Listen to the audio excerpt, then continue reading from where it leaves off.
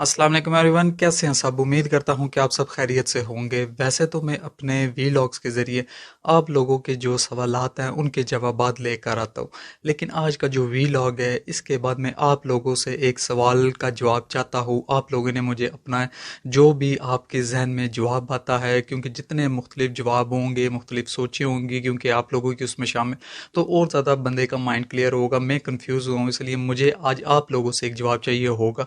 लेकिन वीलॉग की डिटेल आपको सुनने के बाद, क्योंकि जो मेरा एक समझे कि आपसे सवाल होगा वो पाकिस्तानी माशरे के गिर्द घूमता होगा, क्योंकि पाकिस्तान से जो पढ़ा लिखा हमारा एक 5% जो तबका है, जो बहुत ज़्यादा पढ़ा लिखा अपने आप को यानी कि तसव्वुर करता है हम बाकियों की निस्बत, तो उसको पाकिस्तान से या पाकिस्तानी माशरे से या मुझसे या आपसे एक एवरेज पाकिस्तानी बंदे से शिकायत है कि हम लोगों को जुनिया बच्चे पैदा करने का बहुत शौक़ है, जिसकी वजह से हमारे मुल्क में गुर्बत है, माशरती मसाइल है।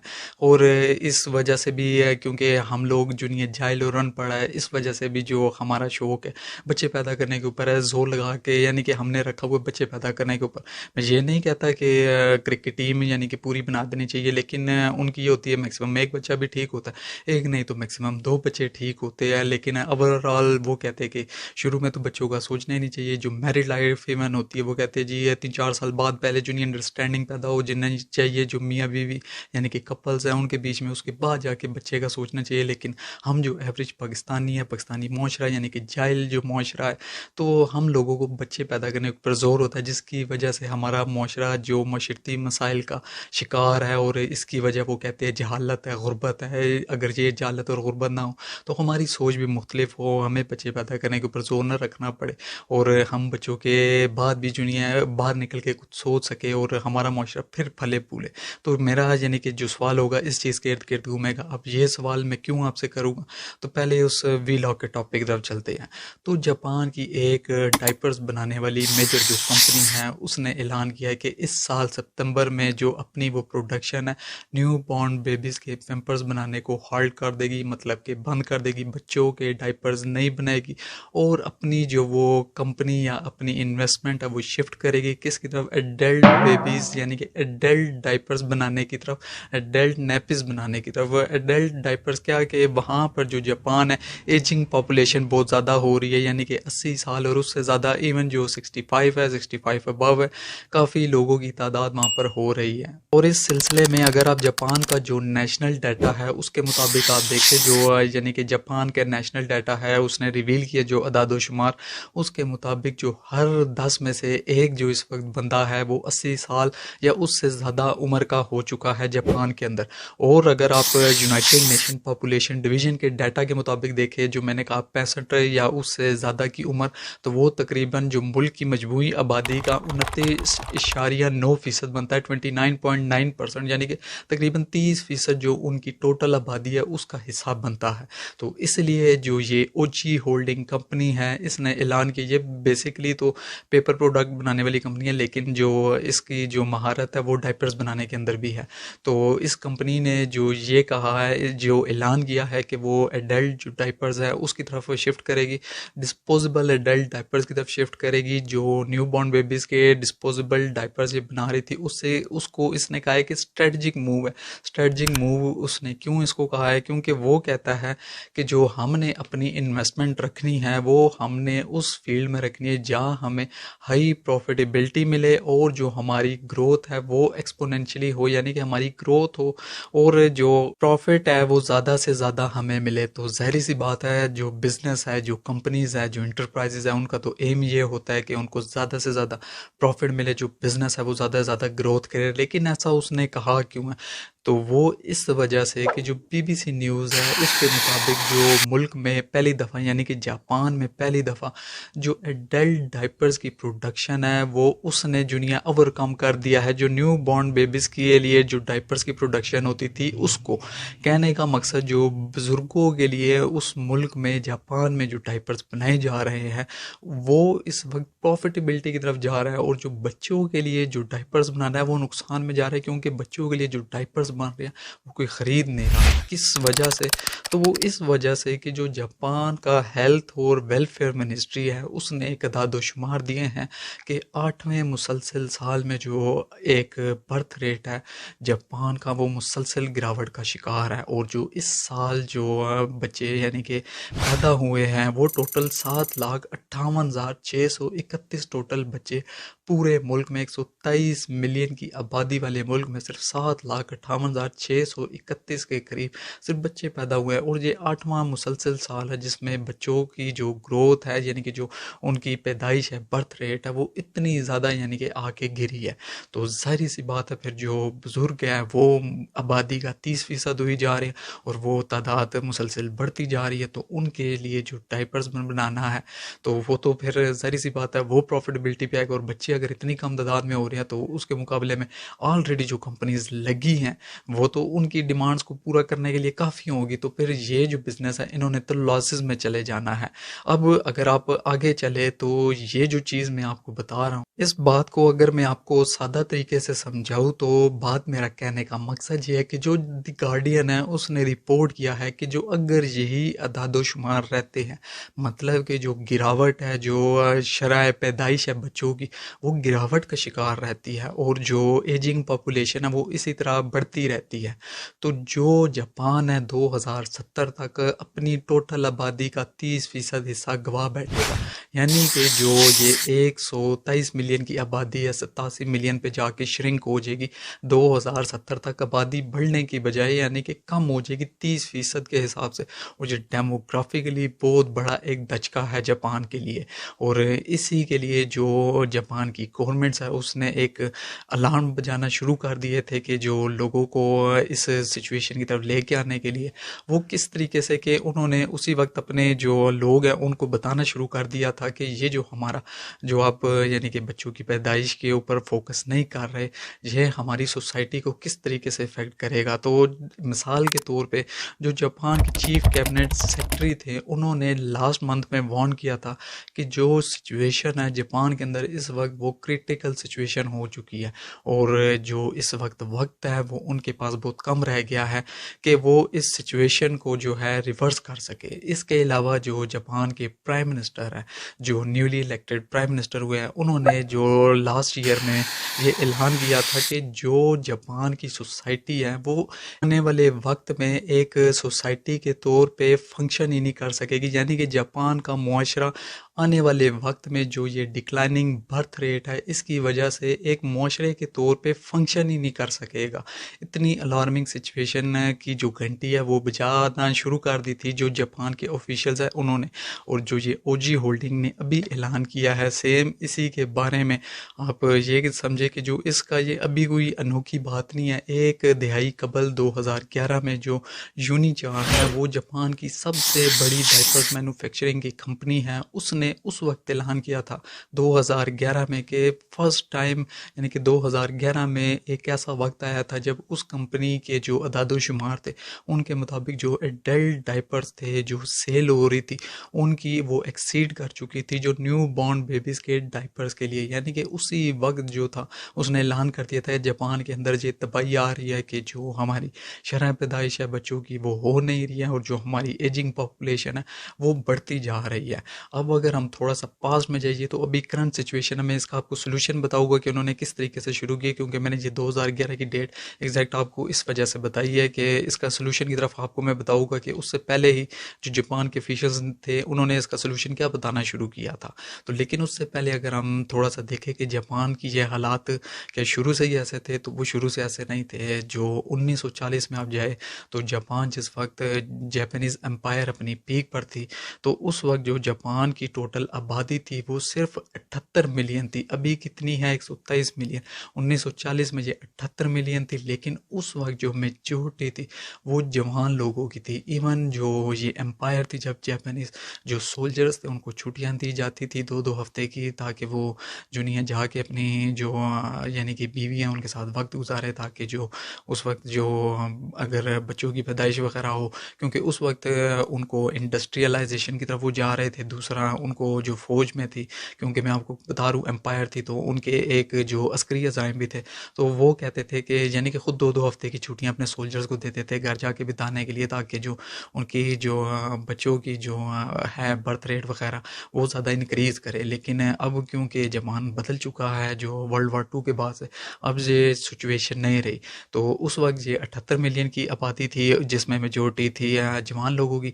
अब 123 मिलियन की आबादी है और इसमें जो 30% के करीब लोग हैं वो 65 या 65 साल से ज़्यादा उम्र के लोग हैं। और अगर यही आप रेशो यानी कि देहाती इलाकों में जापान के चले जाए, ये क्रॉस होके 80 टू 90% में चली जाती है, क्योंकि जो देहाती इलाके हैं वहाँ से जो नौजवान हैं वो तो यानी कि जो इनके बच्चे होते हैं वो तो शहरों में आ जाते हैं नौकरियां वगैरह करने के लिए। पीछे कौन रह जाती है? बुजुर्ग। और बुजुर्गों की केयर टेकर यानी कि केयर करने के लिए कोई केयर टेकर पीछे होते ही नहीं है। और 80 से 90% की शरह आबादी यानी कि जो उनके देहाती इलाकों में इस वक्त आबाद है वो 65 साल और उससे अबव एज के जो लोग हैं ज़्यादातर वो लोग रह रहे हैं। तो ये जापान के अंदर इस वक्त तक हालात पैदा हो चुके हैं। इसका सोल्यूशन अब यानी कि इन्होंने क्या करना शुरू किया, पहले तो जो जापान की गवर्नमेंट है उन्होंने इंसेंटिव्स देना शुरू किए। इंसेंटिव्स क्या देना शुरू किए कि ज़्यादा से ज़्यादा उन्होंने जो फैमिलीज थी उनको जो नहीं है फाइनेंशियल इंसेंटिव्स देना शुरू किए, पैसे देना शुरू किए कि अगर आप शादी करते हैं तो बच्चों पे इतनी सहूलत ये मिलेगी। और इस तरीके से यानी कि फाइनेंशियली जो उन्होंने मराद वगैरह का ऐलान किया, लेकिन उससे कोई फ़र्क नहीं पड़ सका जापान के माशरे पे। फिर इन्होंने किस तरफ रिलाई करना शुरू किया कि जो मैंने आपको बताया एजिंग पॉपुलेशन के लोग अगर देहाती इलाकों में इतने ज़्यादा है तो ये शहरों में भी तो है। मैंने आपको बताया टोटल 30% आबादी बन चुकी है। तो इसका जो इन्होंने हल शुरू किया जो 2006 और 7 में फ़र्स्ट टाइम जो नहीं है इसका तरफ एक यानी कि नज़रसानी की गई, वो ये था कि रोबोट्स को अपने माशरे में इंट्रोड्यूस कराया जाए। एक बाकायदा इस हवाले से एक किताब भी एक ऑथर ने लिखी है कि रोबो सैपियंस जैपनिकस, ये एक किताब लिखी है जिसके ज़रिए वो ये बताने की करती है कि किस तरह जापान या जापानी या जापान के लोग जैपनीज़ ये अपने माशरे में अपने घरों में जो रोबोट्स है उसको इंट्रोड्यूस करने की कोशिश कर रहे हैं कि किस तरह वो जो नहीं है अपनी डेली लाइफ का रोबोट्स को हिस्सा बनाने की कोशिश कर रहे हैं। और इसका कंसेप्ट 2006 और 7 में जो फॉर्मर ये रह चुके हैं प्राइम मिनिस्टर जिनका जो नहीं है असैसिनेट भी जिनको कर दिया गया था, तो उन्होंने ये पॉलिसी इंट्रोड्यूस कराई थी कि जो होम्स हैं उनके अंदर रोबोट्स को इंट्रोड्यूस कराया जाए। लेकिन जो जापानीज एक सोसाइटी है ये मोस्टली साइंस फिक्शन के ऊपर रिलाई करती है। अगर आप देखें इनकी जो एनिमे वगैरह बनते हैं तो ये एक थोड़ी बहुत साइंस फिक्शन की तरफ जाते हैं, क्योंकि प्रैक्टिकली ऐसा मुमकिन अभी तक तो नहीं है। वो किस वजह से, एक तो इन्होंने अपना हदफ रखा हुआ था 2025 से 27 के दौरान तक जो नहीं है रोबोट्स इनकी ज़िंदगी में बहुत अमली यानी कि शक्ल इख्तियार कर लेंगे। लेकिन 2025 तो अगला साल है तो ऐसा तो होते हुए नज़र नहीं आ रहा। दूसरी बात आप ये देखिए, जब मैं कह रहा हूँ एजिंग पॉपुलेशन जो जापान के लिए एक बड़ा मसला है, सिर्फ ये नहीं कि बर्थ रेट डिक्लाइन कर रही है, तो जो उनके नर्सिंग होम्स है उनके अंदर जो ये अगर एजिंग पॉपुलेशन के लोग हैं यानी कि एजड लोग हैं, ये तो इनके सेंसिटिव मसल्स वगैरह होते हैं, इनको जो नहीं है बहुत केयर के साथ है इनको एक जगह से उठा के दूसरी जगह पे बैठाना पड़ता है, या लेटे हो उनको उठा के बैठाना पड़ता है। वॉशरूम वगैरह के लिए इनको हेल्प जो चाहिए होती है, तो रोबोट्स का इतना सेंसिटिव यानी कि सर्विस प्रोवाइड कर सकते हैं तो ऐसा मुमकिन नहीं है। तो जो ये वाला एक उन्होंने सोल्यूशन देखा है कि रोबोट्स वाला, ये भी उनको समझ आना शुरू हुआ कि यार ये जो 2006 और 7 में हमने पॉलिसी इंट्रोड्यूस करना शुरू की थी ये इतनी अमली शक्ल इतने जल्दी यानी कि प्रेजेंट सिचुएशन में तो मुमकिन नज़र नहीं आती। तो फिर उन्होंने एक और जो सोल्यूशन फिर उन्होंने क्या देखना शुरू किया, वो ये कि जो उन्होंने अपनी वीज़ा पॉलिसी है, जो वीज़ा रेगुलेशंस है, उनको थोड़ा बहुत जो नहीं है नरम करने की कोशिश की। और जापान के अंदर इस वक्त 60,000 से लेके 2,70,000 के करीब जो नर्सेज हैं उनकी ज़रूरत है।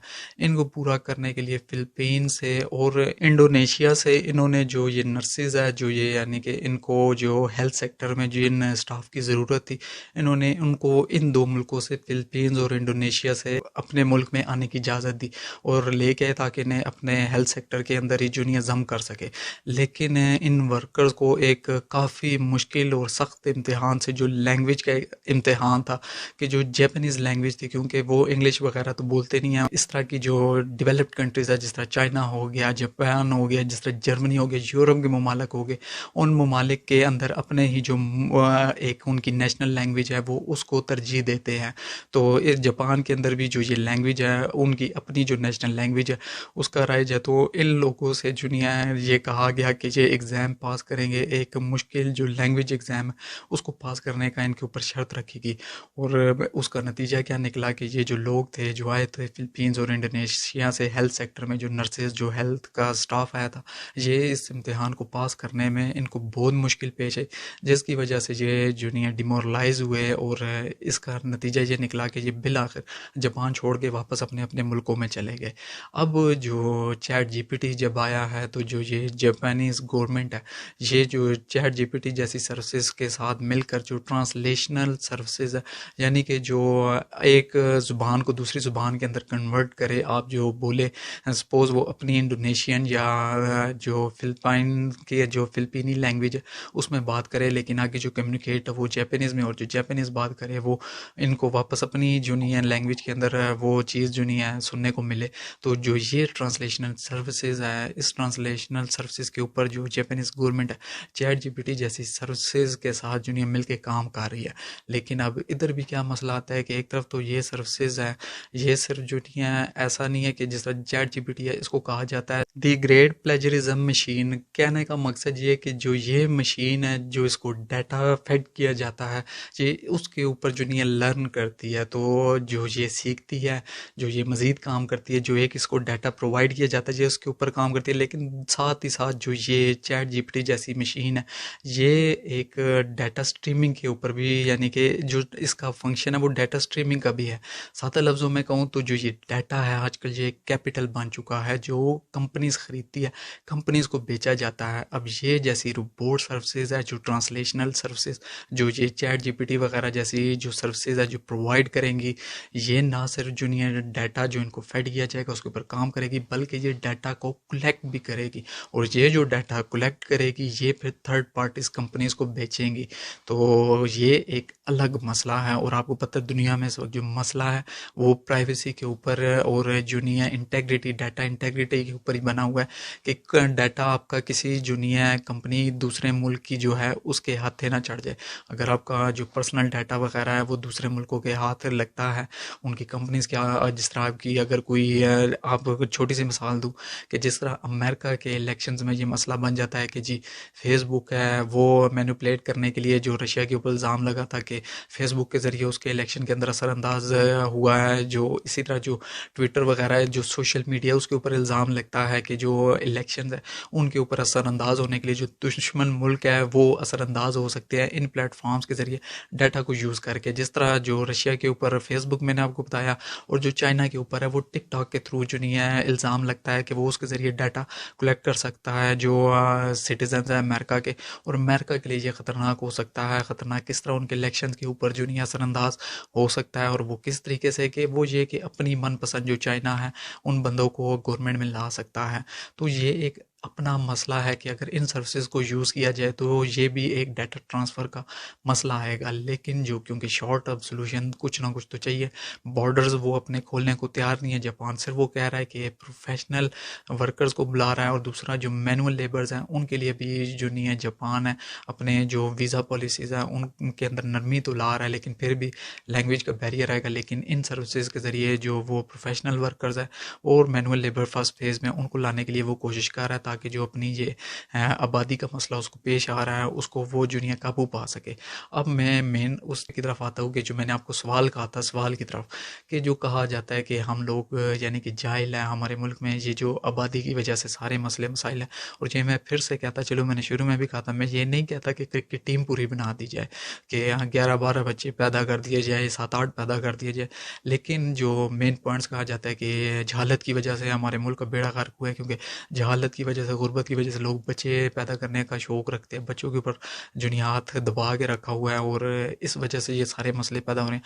तो जापान की बात करें, ये दुनिया की तीसरी बड़ी मईशत बनती है, शरह ख्वानगी 99% है, 99 यानी कि फ़ीसद लोग हैं शरह ख्वानगी है, ये पढ़े लिखे लोग हैं जापान के अंदर जो पढ़ सकते हैं लिख सकते हैं, जो 99% लोगों की है। इसी तरह जो चाइना है, ये तो जापान की भी मैं बता रहा हूँ, जो रिसेंट ईयर है जो चाइना है उसको भी सेम यही मसला आबादी का अपने मुल्क में पेश आ आ रहा है। आप ये देखें कि टोटल फौज है वो 21 लाख है और उसकी आबादी कितनी है, 1.25 अरब के करीब है। पाकिस्तान की कितनी आबादी है, तकरीबन 24 करोड़ है, और हमारी फ़ौज कितनी है कि 7 लाख के करीब है। तो आबादी कितना सबके लिहाज से देखें, उनकी फ़ौज फिर इतनी कम क्यों है? वो इसलिए क्योंकि उधर भी यही मसला उनको पेश आ रहा है कि उन्होंने वो बच्चे पैदा नहीं करने देते थे। एक से ज़्यादा बच्चे होने पे वहाँ सज़ा थी बहुत सख्त। तो लोगों ने एक लंबे अरसे तक बच्चे पैदा करने के ऊपर ध्यान ही नहीं दिया। अब वो गवर्नमेंट जितने मर्जी इंसेंटिव दे, उन्होंने ये इंसेंटिव्स रखे कि एक बच्चा पैदा होगा उसके ऊपर इतनी जो नहीं है उनको सहूलत दी जाएगी, 2 होंगे तो इतनी, 3 होगा तो इतनी। लेकिन जो वहाँ पे कपल्स है, जो मैरिड कपल्स है, वो बच्चे पैदा करने के ऊपर जा ही नहीं रहे, फोकस नहीं कर रहे। और जो चाइना का जो मुआशरा है उसको भी यही मसला पेश आ रहा है। उनकी तो फौज के अंदर भर्ती करने के लिए नहीं रहेंगे, और इस वक्त तो पूरी दुनिया उसकी दुश्मन हुई बनी हुई है चाइना की। और अगर आप चाइना की इकॉनमी की बात करें, जिस तरह कहा जाता है कि हम गरीब है, गुर्बत की वजह से हमारा हमने बेड़ा गर्क किया हुआ है, तो जो चाइना दुनिया की दूसरी बड़ी मईशत है, जापान दुनिया की तीसरी सबसे बड़ी मईशत है। अगर पर जीडीपी पर कैपिटा इनकम की आप बात करें तो वो चाइना की तकरीबन 13,500 यूएस डॉलर में बनती है।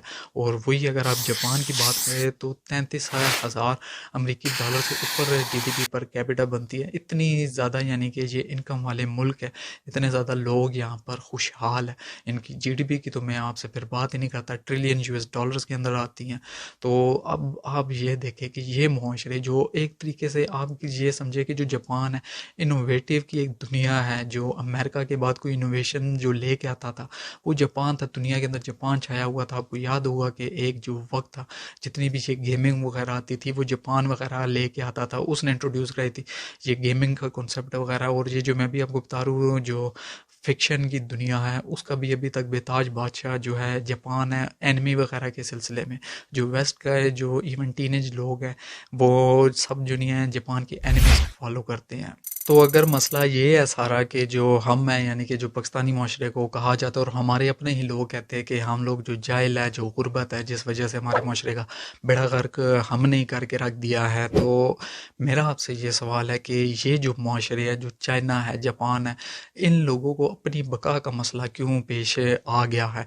इन्होंने तो बिल्कुल ठीक पॉलिसीज़ को फॉलो किया, और जिस तरह चाइना है उसने अपने यानी कि बच्चे पैदा करने के ऊपर कंट्रोल किया और अमीर हो गया, और इस वक्त जो दुनिया का एक्सपोर्टिंग हब बन चुका है। जो यूएस है, अमेरिका है, उसके अंदर जो महंगाई है वो कंट्रोल सिर्फ इस वजह से है। जो ये चाइनीज़ प्रोडक्ट्स है, जो फर्स्ट क्वालिटी की चाइनीज़ प्रोडक्ट्स है, वो जो यूएस के मॉल्स है, जो शॉपिंग मॉल्स है, उनके अंदर भरी पड़ी हुई है। इस वजह से वहाँ महंगाई काबू में आई है। ये आप अदाद शुमार बेशक देख सकते हैं कि जो यूएस के अंदर महंगाई को काबू करने में सबसे बड़ा जो किरदार है वो जो चाइना की एक्सपोर्ट्स है उसका है। तो एक तरीके की एक्सपोर्टिंग हब उसने दुनिया की अपनी बना ली है। दुनिया के हर कोने में इस वक्त जो इवन शिपिंग इंडस्ट्री है, जो यानी कि बहरी तिजारत दुनिया के अंदर होती है, वो दुनिया मरहूने मिन्नत है चाइना की एक्सपोर्ट्स की वजह से। तो इतनी बड़ी एक दुनिया समझे कि एक्सपोर्टिंग जॉइंट चाइना बन चुका है, टेक जॉइंट बन चुका है। और दूसरी तरफ जो जापान है ये अपने अंदर एक इजादात की समझे कि दुनिया थी जिसने दुनिया अभी जाके चाइना से ये मशहद में पीछे आया है तीसरे नंबर पे, वरना ये होता था दूसरे नंबर पे। तो इतना जो एक जो जापान और चाइना पढ़े लिखे जिनकी शरह ख्वानगी 99% और चाइना की जो शरह ख्वानगी है 97%, 97% है। तो ये जो ममालिक है ये तो पढ़े लिखे भी है, अमीर भी है, फिर इन लोगों को अपनी जो बका है उसकी जो मसला है वो क्यों दरपेश आ गया है? ये मैं नहीं कह रहा, जो जापान के अपने जो अभी प्राइम मिनिस्टर रिसेंटली इलेक्टेड हुए हैं ये उनकी अपनी स्टेटमेंट थी कि जो जापान का मुआशरा है वो सोसाइटी के तौर पे फंक्शन ही नहीं कर सकेगा अगर जो चाइल्ड बर्थ रेट के यही हालात रहें। जबकि पाकिस्तान की आप दादोशुमार देखेंगे, पाकिस्तान में इस वक्त टोटल आबादी हमारी कितनी है तो वो 24 करोड़ के करीब बनती है, जिसमें से जो हमारी आधी से ज़्यादा आबादी जो है नौजवान नस्ल के ऊपर मुश्तमिल है। तो अब आप दोनों तरफ को यानी कि मुआवजा करें तो मुझे इस सवाल का आप जवाब दें कि जो कहा जाता है कि हमने बेड़ा गर्क किया क्योंकि जाहिल है और पढ़े लिखे नहीं है या गुर्बत है, और इसी वजह से जो यानी कि जो गुर्बत और ज़्यादा फैल रही है। लेकिन वो किस वजह से है वो आपको ख़ुद पता है कि वो हमारी पॉलिसीज़ की वजह से है, और उसका इस चीज़ से ज़्यादातर जो ताल्लुक़ नहीं है जो हमें एवरेज पाकिस्तानी को कहा जाता है। जो अगर है तो फिर इन माशरों को अपनी बका का मसला आखिर फिर क्यों पेश आ गया है? तो उम्मीद करता हूँ कि आप लोग मेरी बात का जवाब देंगे और आपको ये वीलॉग पसंद आया होगा। इसके साथ ही मुझे अपनी दुआ में याद रखें, अपना ढेर सारा ख्याल रखें। अल्लाह हाफ़िज़।